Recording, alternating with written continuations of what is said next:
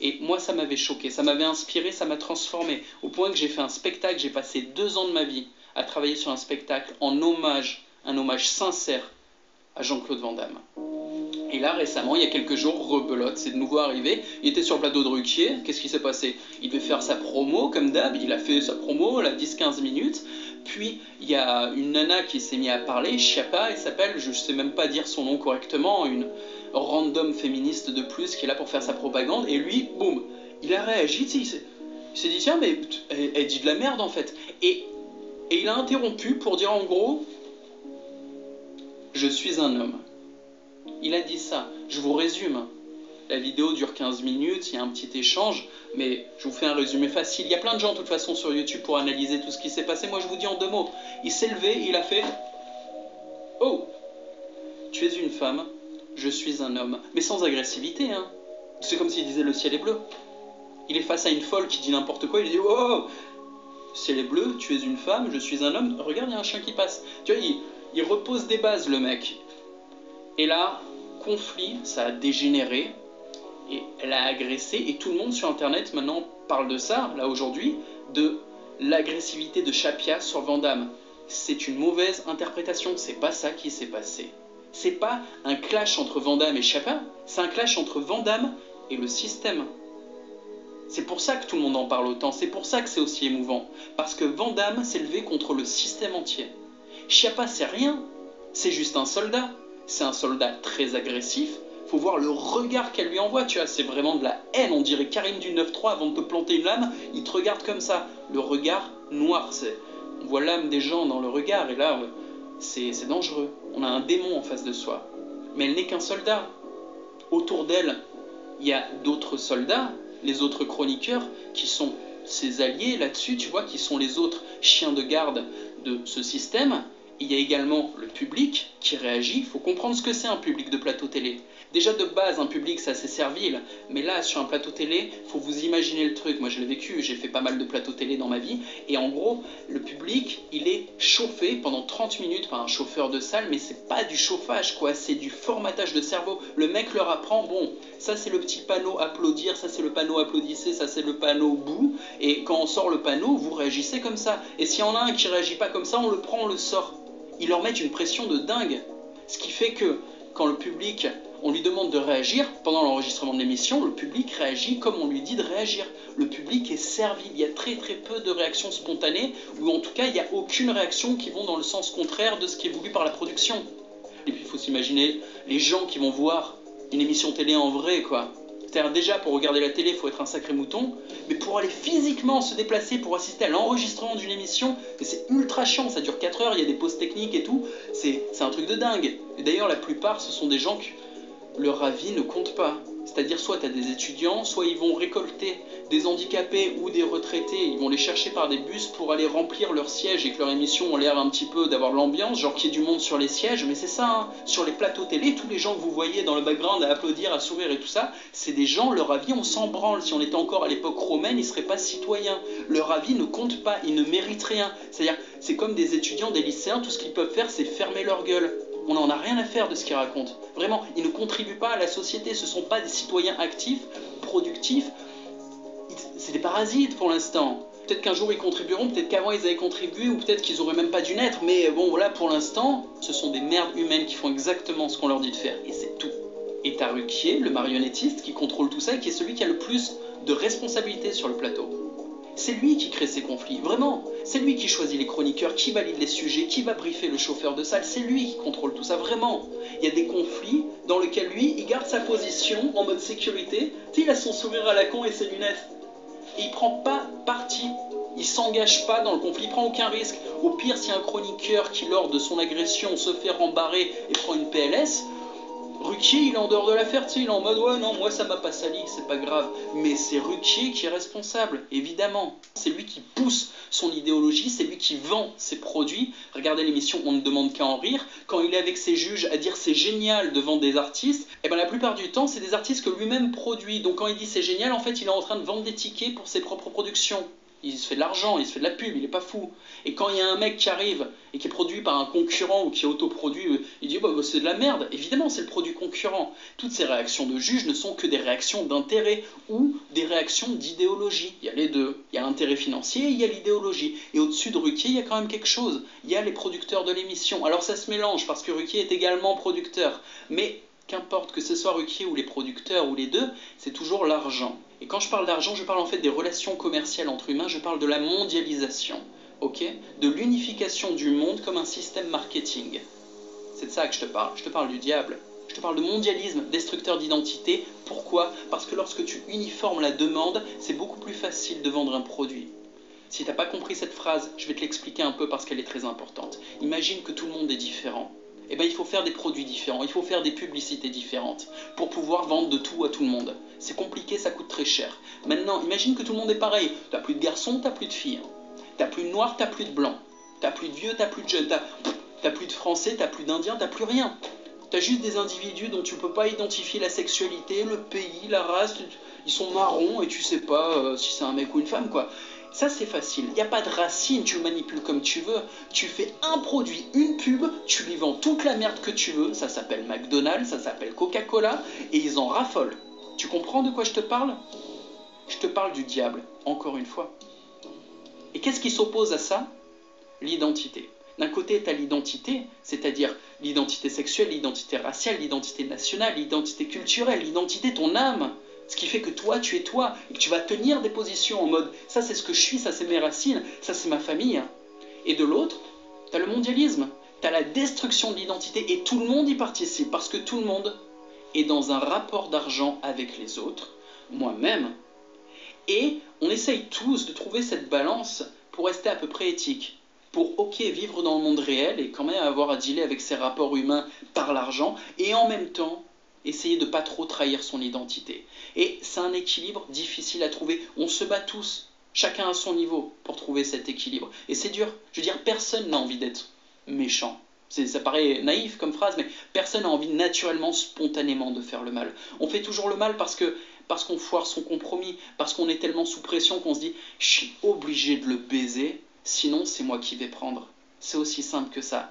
Mais ici, sur les plateaux télé, on a des gens qui sont plus du tout dans le compromis. Ils ont passé la limite, mais il y a des années, c'est fini. Ils ont déjà leur carré VIP en enfer, ces gens-là. Ce sont des propagandistes de la destruction de l'identité. Ces gens-là travaillent activement, chaque jour, à la destruction de votre âme. Et t'as un homme, Jean-Claude, Van Damme, il se lève et il fait « Je suis un homme ». Mais c'est tellement beau, putain, c'est Jésus à ce moment-là. Pour moi, c'est émouvant. Et ma sincérité... Et c'est pour ça que je suis fan de Jean-Claude Van Damme. Bonjour à tous. Bon, comme certaines personnes l'auront remarqué, la plateforme YouTube m'a supprimé la vidéo de Jean-Claude Van Damme. Bon, la raison, ce n'est pas vraiment une censure, c'est parce que il n'accepte pas le petit extrait de l'émission avec Ruquier. Donc je refais cette vidéo sans mettre le petit extrait. Hein. Je vous le mettrai en lien sous la vidéo pour ceux qui veulent revoir le petit extrait de l'émission. Hein, mais si je le remets dans ma vidéo, on va me la resupprimer à nouveau. Donc je ne vais pas la mettre. Là, je vais faire la vidéo sans ce petit extrait. Hein, comme ça au moins, elle ne sera pas supprimée. Je recommence la vidéo. Hein, pour ceux qui l'ont déjà lu, c'est répétitif. Hein, mais pour ceux qui vont la découvrir, hein, c'est nouveau. Dans le chapitre 17 de l'Apocalypse de Saint Jean, on nous présente une femme qualifiée de grande prostituée et qui est assise sur une bête à 7 têtes. Vers la fin des temps, cette grande prostituée enveloppera le monde d'un voile maléfique hein, qui se concrétisera par une orgie de corruption et de débauche qui se répandra sur une échelle planétaire. Comme nous le précisait ce chapitre 17 de l'Apocalypse de Saint Jean, et les rois de la terre s'enivrèrent du vin de sa prostitution. Cette grande prostituée correspondrait à un système ultralibéral par l'intermédiaire duquel le diable et ses forces maléfiques légaliseraient légalement par le législatif ce que les religions avaient toujours combattu. Je parle bien entendu du péché. C'est bien par l'intermédiaire de la démocratie que la franc-maçonnerie mondiale a légalisé l'avortement, la pornographie, le mariage gay, etc. etc. Je ne vais pas vous énumérer toutes les perversions que notre système démocratique a légalisé, puisqu'il y en a un gros paquet. Le prochain, je pense que ça sera l'euthanasie, hein, puisque là, vu que vous avez accepté l'avortement, la pornographie, le mariage gay, je pense que l'euthanasie, vous l'accepterez, puisqu'aujourd'hui, on vous montre des gens dans les hôpitaux, bon, qui sont comme des légumes, hein. On dit, regardez, c'est malheureux, hein. Il faudrait abréger leur douleur en les tuant carrément, hein, parce qu'ils sont en train de souffrir. Le problème, c'est que là, on est en train de vous formater et vous conditionner pour vous faire accepter une loi qui, dans le futur, sera appliquée aux personnes âgées, qui ne servent plus les intérêts de la société. C'est un peu, dans le futur, une société à la Big Brother. Les gens âgés qui ne pourront plus produire seront systématiquement supprimés, hein. Ça se fera le plus subtil, le plus légalement du monde, j'allais dire, hein. Et vous l'aurez accepté, puisque avec le conditionnement, vous acceptez tout. Ben, vous, je parle pas de tout le monde, je parle de ceux qui sont vraiment formatés, conditionnés par le réseau médiatique, hein.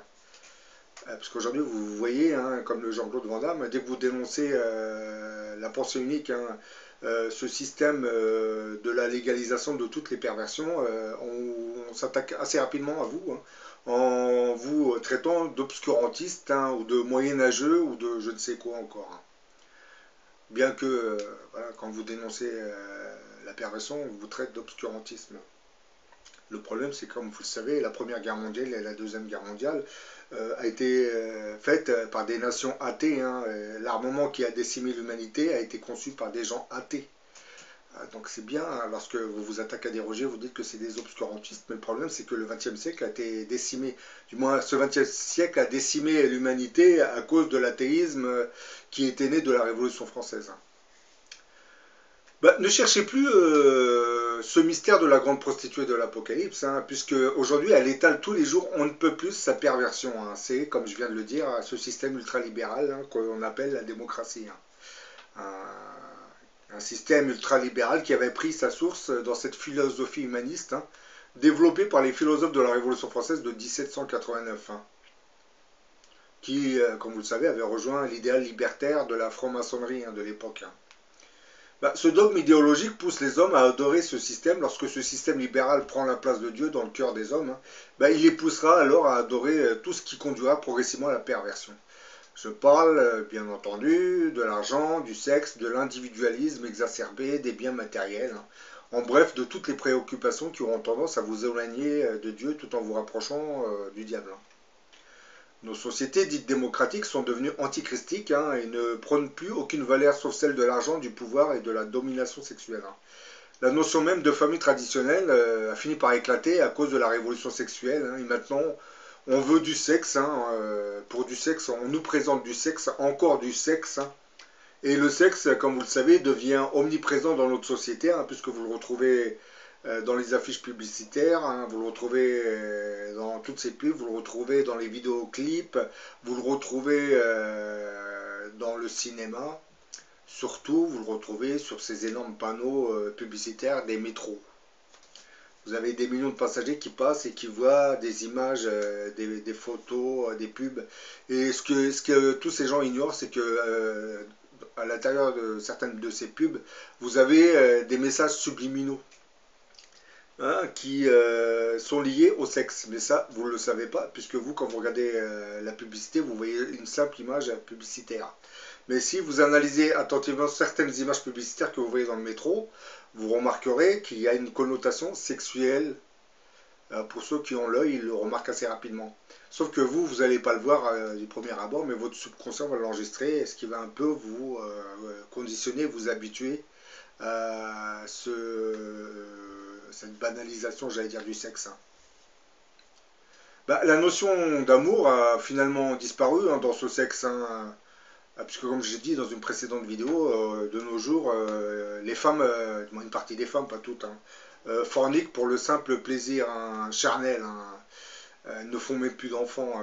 Et pour enrayer la chute de la démographie à cause de cela, et surtout de l'avortement qui tue des milliers et des milliers de bébés, hein, tous les ans, nos gouvernements se sont lancés dans une politique migratoire, hein, comme vous le savez, hein, depuis les années 60, hein, puisqu'aujourd'hui, On fait mine de combattre l'immigration clandestine, mais en réalité, nos gouvernements en ont besoin. Parce qu'ils savent très bien que les femmes forniquent pour le simple plaisir charnel. D'autres femmes arrivent à avoir des enfants, mais n'en font plus assez, puisqu'ils savent que la vie devient de plus en plus dure. Hein. Parce que dans chaque famille, vous pouvez trouver un ou deux, maximum trois enfants, et encore. Et surtout, cette politique de l'avortement, on massacre des centaines de milliers de bébés désormais. Hein. Donc tout ça, bah, ça génère une baisse de la natalité, hein. Ce qui fait un gros vide, hein, comme vous le savez, pour les futures générations, hein, et pour vos retraites aussi. Hein. Donc pour compenser ce vide, hein, eh ben, on laisse l'immigration rentrer dans le pays. Hein. Bon, vous avez nos politiques qui font mine de courir après quelques clandestins, mais en réalité, c'est une politique qui est plus ou moins voulue par nos instances gouvernantes, puisqu'ils savent très bien qu'ils ont besoin de cette immigration pour repeupler l'Europe.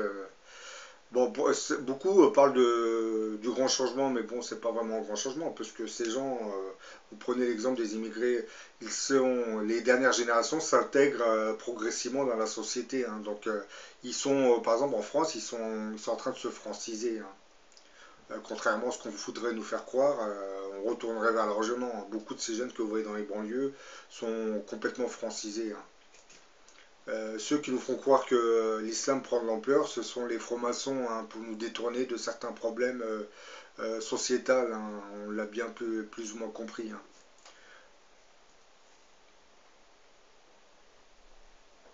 Bah, en politique, la démocratie présentée comme salvatrice, hein, pour tous les peuples ouvre la voie vers la mondialisation et la perte de nos valeurs morales. Hein. Le sexe qui jadis servait à la reproduction humaine, comme je viens de le dire, est devenu un simple acte de jouissance pour des millions de femmes, hein, qui désormais s'accouplent pour le simple plaisir de forniquer. Hein. Et les moyens contraceptifs les encouragent dans cette voie. Hein. D'un côté, on tue des millions de nouveau-nés par le procédé de l'avortement, et de l'autre, on fornique sans donner naissance à des bébés. Hein. Donc, comme je viens de le dire, que reste-t-il? Hein? Une politique d'immigration massive que développent nos gouvernements afin d'enrayer la chute de la démographie dans nos sociétés.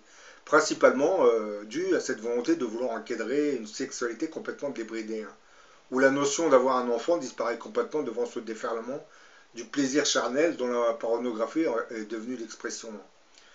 Et que nos médias véhiculent l'instinct primaire. Hein. Bah, Jean-Claude Van Damme n'avait fait que recadrer une société dont la décadence est devenue le nerf de la guerre. Hein. L'antéchrist, ou celui qu'on nous présente comme le grand monarque qui devrait se manifester pour la fin de notre monde, va combattre tout ce magma idéologique dépravé, hein, que développe notre système dit démocratique, hein, alias la grande prostituée de l'Apocalypse que vous retrouverez dans le chapitre 17 de l'Apocalypse de Saint Jean. Le grand monarque combattra des idées par d'autres idées, hein, faisant naître un système nouveau avec d'autres mentalités. Hein. Et comme je l'ai déjà dit dans plusieurs de mes vidéos, 3 événements majeurs annonceront l'arrivée de cet antéchrist sur Terre. Hein. Vous avez d'abord le mystère de l'iniquité, hein, puis vient l'apostasie, du moins c'est le contraire, l'apostasie, puis l'iniquité, hein, et ensuite la disparition de celui qui retiendrait l'avènement de cet antéchrist, hein, puisqu'il y a une force ou une puissance qui empêchera vers la fin des temps que cet antéchrist se manifeste réellement. Bon, certains pensent que c'est l'Église, mais bon, l'Église n'a pas réellement de pouvoir. Hein, mais bon. Bon, revenons à ce mystère de l'iniquité. Hein. C'est l'activité secrète des puissances ténébreuses dans le monde entier. Hein. Cette activité va s'intensifier jusqu'à atteindre son maximum. Hein. Alors toutes les religions seront rejetées. Hein. Tout ce qui a été considéré comme sacré sera ridiculisé et rejeté. Hein. Un esprit de rébellion se fera sentir partout. En ce moment, on est en plein dedans. Hein. On rejette, on se moque de toutes les religions, surtout la catholique, hein, et plus particulièrement la religion islamique aussi. Hein. La religion islamique dont on a cessé de l'attaquer depuis une trentaine d'années. Hein. Mais ça, c'est aussi pour faire diversion devant les problèmes sociaux du pays. Hein. Comme nos politiques savent qu'ils n'ont plus d'autorité réelle dans ces pays, hein, ils font en sorte de vous créer d'autres problèmes, hein, pour vous passionner, hein, et vous orienter vers d'autres sujets, et donc débattre vers des sujets qui seraient liés à l'immigration, à la religion musulmane. Hein, et pendant que vous allez débattre sur ces sujets, ben, les problèmes sociaux vont s'accentuer dans le pays. Hein. C'est exactement ce qui s'est passé. Votre pouvoir d'achat, c'est à dégringoler. Hein. Le pouvoir d'achat, lorsqu'il a dégringolé, hein, ce n'était pas C'est surtout à cause de cette vision hein, qu'on nous a imposée hein, de l'immigration. Hein.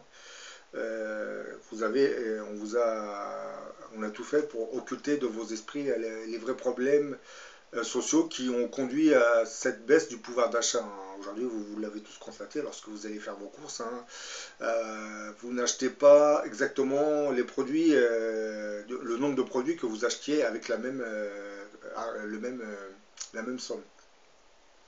Ce qui veut dire qu'il y a une inflation qui a commencé à s'installer hein, dans le pays. Hein.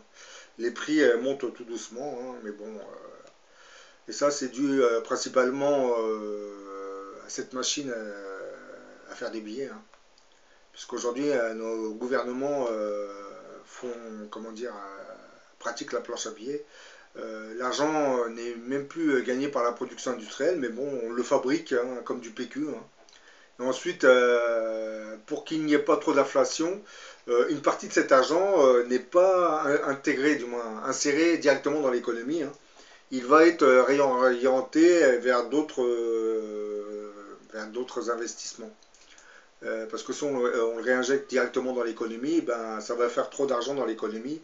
Et là, tous les prix vont augmenter à une vitesse incroyable. Ce qui va créer une inflation désastreuse pour le pays. Donc, pour éviter d'en arriver à ce stade, une partie de l'argent qui est fabriqué avec ces planches à billets n'est pas injecté directement dans l'économie, mais va vers des investissements parallèles.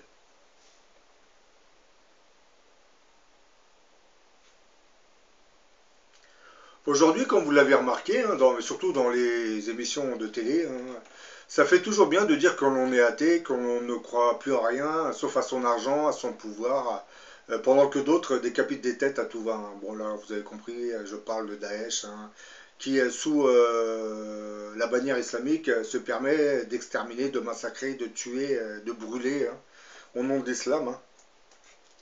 Mais bon, ça, vous avez compris, je l'ai dit dans beaucoup de mes vidéos, en réalité, c'est le programme du diable, hein, qui se sert de Daesh pour discréditer complètement cette religion, puisque lui, ce qu'il veut, c'est discréditer la religion islamique en Europe, et plus précisément en France, hein, pays qui verra naître ce mystérieux grand monarque, hein, qui sera probablement le Mahdi que les musulmans attendent aussi. Donc, pour saboter sa venue, le diable fait tout ce qui est en son pouvoir pour discréditer la religion islamique. Donc, dans un premier temps, il va se servir des djihadistes terroristes, hein, qui, comme je l'ai dit, sont des délinquants multirécidivistes, hein, pour la plupart. Hein. Donc, assez éloignés de l'enseignement religieux islamique. Hein. Bah oui. Et ces délinquants, ben, lorsqu'ils vont venir faire leurs attentats, ben, dans un deuxième temps, le diable va se servir du réseau médiatique hein, pour amplifier ces attaques et discréditer complètement la religion islamique, pour laquelle ces gens ont prétendu avoir agi. Alors qu'en réalité, ils n'ont agi que pour faire, du moins, pour mettre en route le programme que le diable avait déjà programmé afin de discréditer cette religion. J'espère que vous avez compris mon raisonnement, mais bon. Bon, je reviens au fameux événement qui annonce l'arrivée de l'Antéchrist. Donc j'ai parlé de l'iniquité. Hein. Maintenant je parle de l'apostasie, parce qu'en réalité c'est l'apostasie qui a commencé avec la Révolution française. Hein. L'apostasie, ça veut dire éloignement de la foi. L'iniquité, ben, c'est la résultante de l'apostasie. Lorsque vous ne croyez plus en Dieu, ben, les forces du mal ensuite s'invitent dans le monde et commencent à inspirer beaucoup de personnes hein, pour qu'ils fassent des choses détestable. Bah, l'apostasie, ce mot découle du grec et signifie le fait de s'écarter de la religion, hein, de l'abandonner et de se rebeller contre la religion. Bah, ça, comme ça a été écrit dans la Bible, ça doit se produire à la fin des temps. Des millions de croyants abandonneront progressivement la religion. Hein.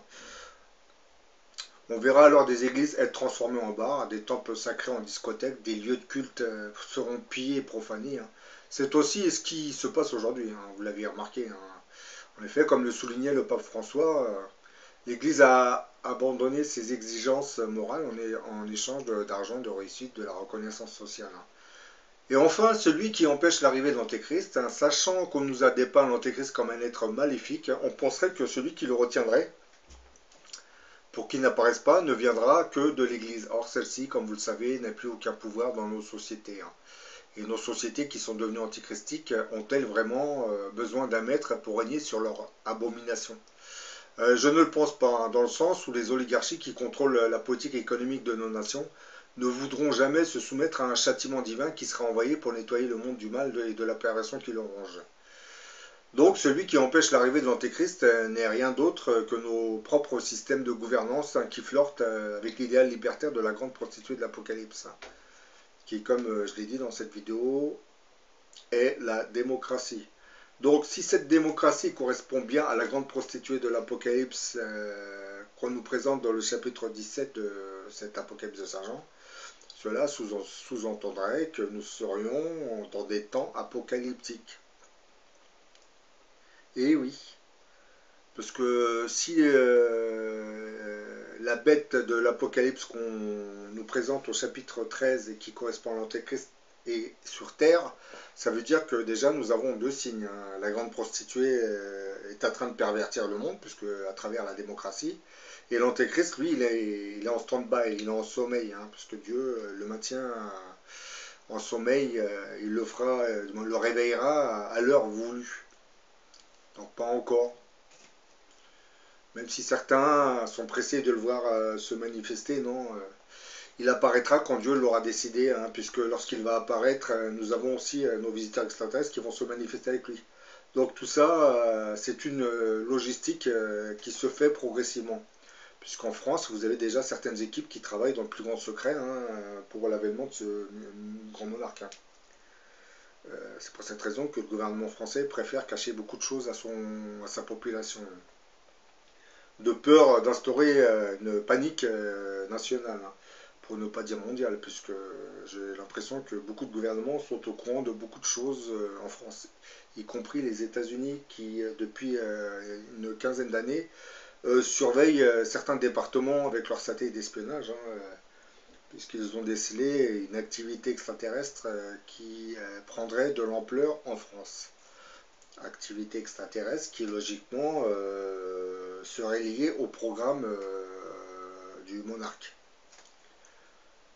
Lorsque les gens apprendront que le monarque contrôle une partie de l'activité extraterrestre, déjà ils sauront que cette personne n'est pas n'importe qui, hein, qu'il a un pouvoir qui lui permet de contrôler cette activité extraterrestre.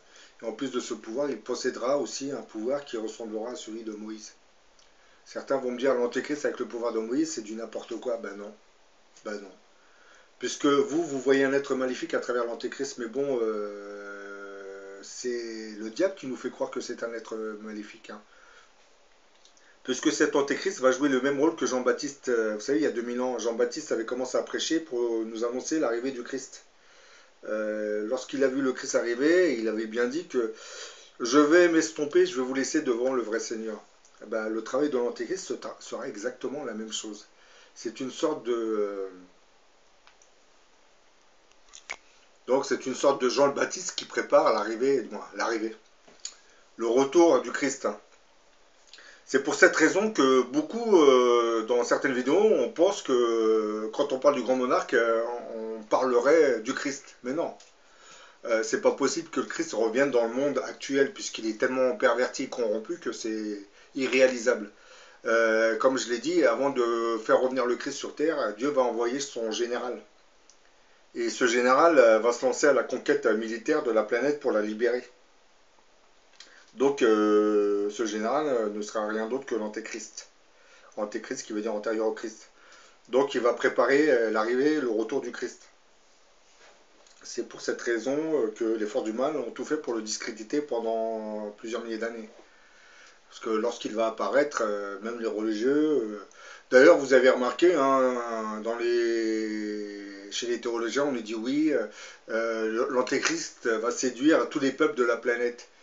Soyons réalistes, s'il séduit tous les peuples de la planète, c'est pas grâce à la puissance du diable. C'est parce que ces peuples auront compris que cet Antéchrist, en réalité, c'est l'envoyé du Créateur. Il est là pour accomplir les desseins de Dieu sur la planète. C'est pour cette raison que ces peuples vont se soumettre à lui. Et en aucune manière, c'est un être maléfique qui va servir les desseins du diable, puisque le diable est déjà le prince de ce monde.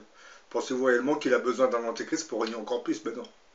Le diable sait très bien que l'Antéchrist va lui faire va lui mettre des bâtons dans les roues, hein, puisque cet antéchrist, comme ça a été écrit dans l'Apocalypse de Saint Jean chapitre 17, il est comparé à une bête, hein, qui va se doter de 10 généraux, puisqu'on les présente comme 10 cornes, hein.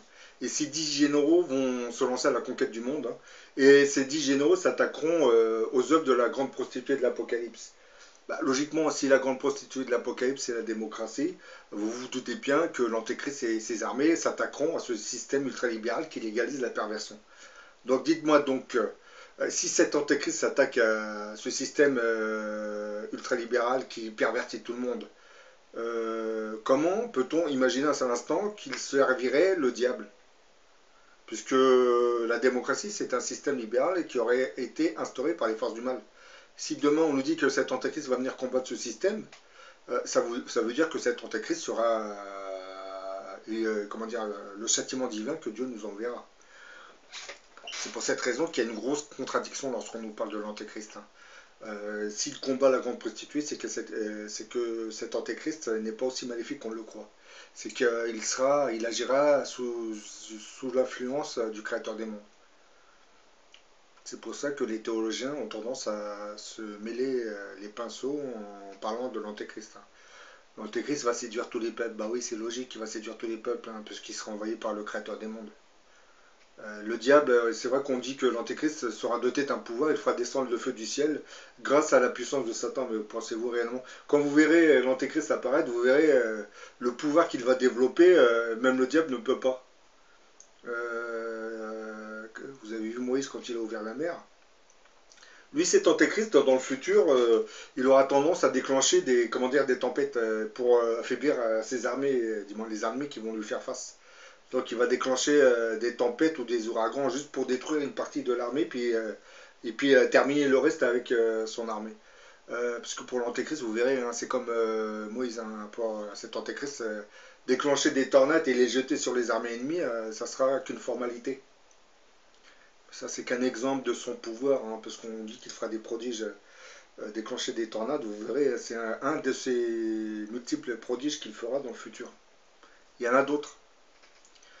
Il y a aussi celui de la haute technologie, hein, puisque vous savez que cet antéchrist reviendra sur Terre accompagné de nos visiteurs extraterrestres. Donc il va venir avec une technologie high-tech, hein, qui sera extraterrestre et terrestre. Pourquoi terrestre? Parce que même au niveau de la planète, vous avez des programmes secrets qui sont très très en avance sur leur temps. Comme le voyage dans le temps, la téléportation, l'antigravitation, l'antimatière.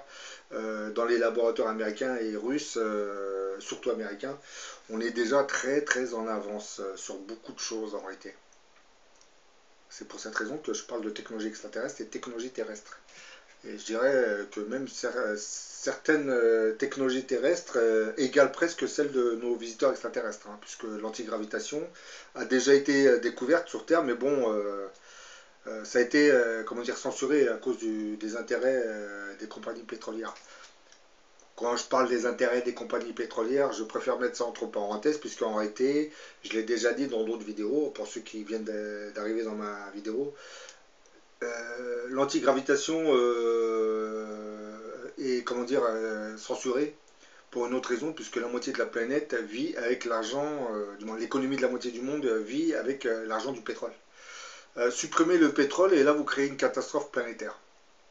C'est pour cette raison que lorsque l'antéchrist va arriver, il va tout faire progressivement, parce que lui il aura la technologie antigravitationnelle, mais il va pratiquer une politique de coopération, c'est-à-dire coopération non, parce que dès l'instant il va faire des conquêtes militaires, il va imposer sa politique.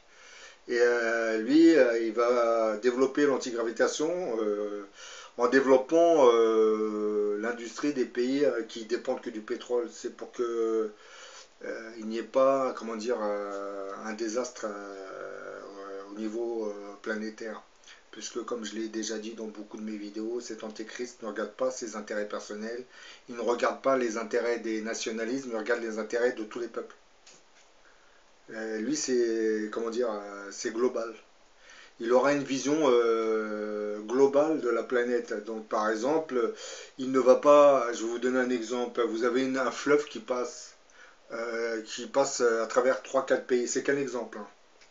Et puis vous avez un pays qui va vouloir faire un barrage, donc il va perturber tous les autres pays. Ben, l'Antéchrist, lui, va dire non, on ne peut pas faire de barrage, puisque cette eau traverse plusieurs pays et ces pays ont besoin de cette eau. Donc il ne fera pas le barrage pour cette raison, parce qu'il va regarder les intérêts de tout le monde. C'est ce qui va le différencier de nos oligarchies actuelles, hein, puisque nos oligarchies actuelles, bon, déjà, ne regardent même pas l'intérêt de leur propre peuple, hein, vous l'aviez remarqué, ils regardent surtout leur intérêt personnel, hein. Et lui, le grand monarque, alias l'Antéchrist, lui, il va regarder les intérêts de tout le monde. C'est un peu une sorte de mondialisation, d'ailleurs, à travers la mondialisation, c'est un peu l'œuvre du grand monarque, hein. Attention, je précise, hein, parce que la mondialisation telle qu'elle est perçue actuellement, c'est une monstruosité capitaliste, hein. Mais lui, le grand monarque, il va essayer de réunir les pays, d'unifier les pays. Et, bah, il va prendre comme exemple les États-Unis. Les États-Unis, bon, certains vont me dire, oh, c'est pas le meilleur des exemples. Non, je m'explique. Par exemple, les États-Unis, vous avez 50 États. Chaque État est dirigé par un gouverneur. Et vous avez un président des États-Unis qui contrôle ces 50 États. Vous avez bien remarqué que ces États ne font pas la guerre entre eux. Vous comprenez ce que je veux essayer de vous dire, c'est que cet antéchrist va créer exactement la même chose. Il va créer des États à province, et puis à la tête de ces États, ça sera comme des gouverneurs. Et il y aura une autorité suprême, une sorte de président de la planète qui régnera, puisque l'antéchrist, comme vous le savez, il ne va pas vivre éternellement sur Terre, mais il va lancer un programme qui sera appliqué par la suite. C'est-à-dire qu'il y aura une entité gouvernementale qui va régir toute la planète. Mais l'entité gouvernementale telle que nous la connaissons actuellement ne le fera jamais. Puisque celle-ci est basée sur l'égoïsme, l'individualisme, l'argent, la corruption, la perversion, tous les défauts de la nature humaine. Donc ce programme, cette mondialisation est maléfique, donc elle n'a aucune chance d'arriver à son terme. Du moins, elle arrivera à son terme, mais bon, la mondialisation du grand monarque ne sera pas celle-ci. C'est une autre, c'est un autre paradigme, en langage plus clair. Avec un changement de mentalité, hein, puisque voilà, il faudra bien changer les mentalités pour que les gens acceptent ce genre de gouvernance, hein. L'individualisme, hein, il faudra faire disparaître cet égoïsme, hein. Hein, puisque comme vous le savez, nos pays, l'Europe et les États-Unis, c'est un peu l'enfant gâté du monde, hein. C'est l'enfant gâté du monde qui ne veut pas partager ses richesses avec les autres, hein. Tout en sachant que, par exemple, la France est en train de piller les richesses de l'Afrique, hein. Les États-Unis feront de même avec les pays de l'Amérique latine, hein. Mais bon, lorsque les gens de ces pays qui sont appauvris à cause de cette politique arrivent clandestinement dans ces pays, eh ben, on les rejette comme des malpropres, en sachant très bien que la France est responsable de cette situation indirectement. Les États-Unis sont responsables de cette situation indirectement au Mexique. Bah oui. Bon, voilà, j'en ai fini avec cette vidéo. Bon, c'est pas plus mal qu'il l'ait supprimé, parce que là, j'ai rajouté d'autres choses dans cette vidéo, hein. Ça m'a permis de vous expliquer d'autres choses. Bon, je vous mettrai les deux liens en dessous de la vidéo, hein. Celle où on voit Jean-Claude Van Damme et l'autre extrait que je vous ai diffusé tout au début de ma vidéo. Et je vous dis à la prochaine pour une autre vidéo.